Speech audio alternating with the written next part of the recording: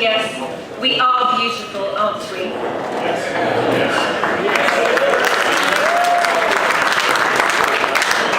Well, maybe we can't compete with Gisele, but I think we can give Angela Merkel and Hillary Clinton a run for their money in the future states. And as for Catherine the Great, I'm not sure that we could keep up with her and her 12 lovers. What I would like to know is if she had them simultaneously or consecutively. Either way, she clearly never had to put up with São Paulo traffic. It's definitely enough to give a girl a headache. So I'm sure that it hasn't gone unnoticed that the toasts this evening are being given by an English woman, an Irish woman, and a Scotsman. And there has to be a joke in there somewhere. But as the Englishwoman, I can't claim to have any Scottish ancestry. I can't lay claim to a tartan, and I can't even fake a Scottish accent. But a number of years ago, the first of our many postings took us to the Philippines. Maybe it was the English accent that did it, but we'd only been there a few months when I was invited to join the committee of those Sassenachs south of Hadrian's Wall, the St. George's Society. And whereas our friends north of the border did such fun things as drink whiskey, dance to the tune of bagpipes, recite indecipherable Burns poetry and eat haggis, those of us south of the border did such intellectual things as eating roast beef and holding debates. And the year that I was involved, the motion was, and I quote, "This House believes that husbands have a better life than wives." Now, I hold my hand up to say, in this day and age, what I'm now about to say is entirely sexist. But back then, particularly in Manila, it was pretty much the case that the husbands were the wage slaves, and us darling wives stayed at home all day, played bridge, had our nails done, and drank Chardonnay at 4 o'clock in the afternoon. We had 2 men debating that the wives had the better lives, and you guessed it, 2 women debating that the husbands did. But to give you a flavour of the arguments, my husband was appointed to his new position, and I dutifully drove him to the airport. He checked in for his flight, and we said goodbye. He flew off, first class. After all, it was back in the day when American corporations had money. He was picked up at the airport by his new driver, and he checked into the Shangri-La Hotel. Now, for those of you that don't know Asian hotels, the Shangri-La hotels are like the Pisano on steroids. I, like many other women in my position, stayed behind to pack up and sell the cars. So he arrived at his new office, which had been set up for him by his new secretary, who went by the fabulous name of Jinky. The phones and the internet worked, and his new email account had been set up. In fact, the most taxing thing he did that day was tell his secretary how he liked his coffee. I returned to work and remembered to put 2 sugars into the coffee of my secretary. But a few weeks later, the house was packed, the cars had been sold, no nails left to speak of. I followed, and amazingly, I too was able to travel first class. And don't you just love it when you get on board an aircraft and turn left instead of right?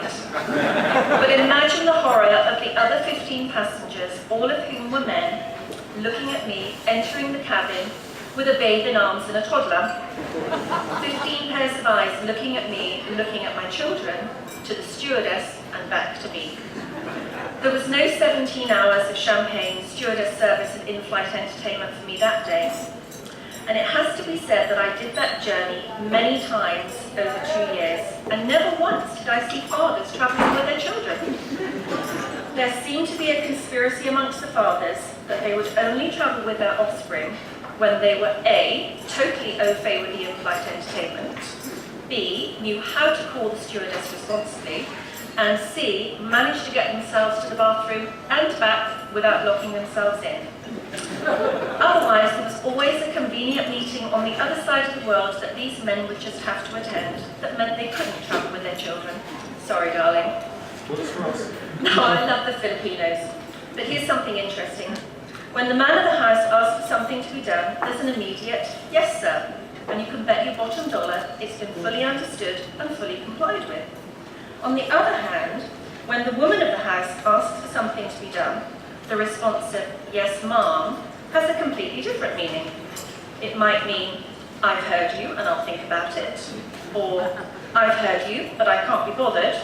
Or, I've heard you and I have absolutely no idea what you're talking about, so I'll just ignore the instruction and hope that it goes away. It was not uncommon to issue an instruction and find out hours later that nothing had been done. And that Western men are attracted to Filipino girls is legendary. The expression, girls, hang on to your husbands, was a very common refrain. So the motion for the debate was carried by a hefty margin. The men made the realization that they are so successful because of the fabulous women that stand behind them. We look after you, we raise your children, we manage the domestic side of your lives, and we take especially good care of your credit cards. But just so that you don't think that this is all one-sided, where would the Queen be without her Prince Philip, or Margaret Thatcher without her beloved Dennis? And years ago, I met a Scottish woman who, in every sense of the word, was formidable. She mentioned to me one day that it was her wedding anniversary and that she had been happily married for 35 years. I looked at her and I wondered what sort of man it was that could keep her happily married for that length of time. And I literally blurted out, well, he must be doing something right. And then he looked at me in such a way that I was sure some withering remark was about to be made. But instead, she threw back her head and roared with laughter, and then she simply said to me, yes, every day he does something right.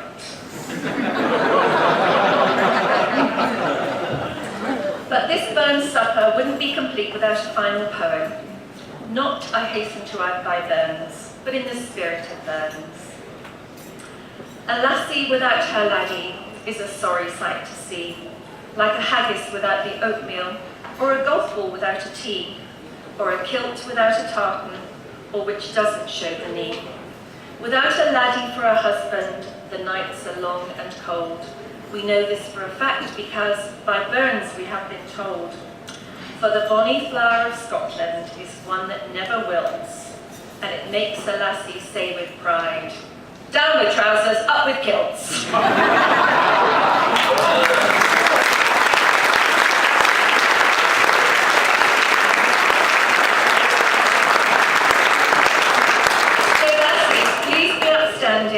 Raise your glasses and join with me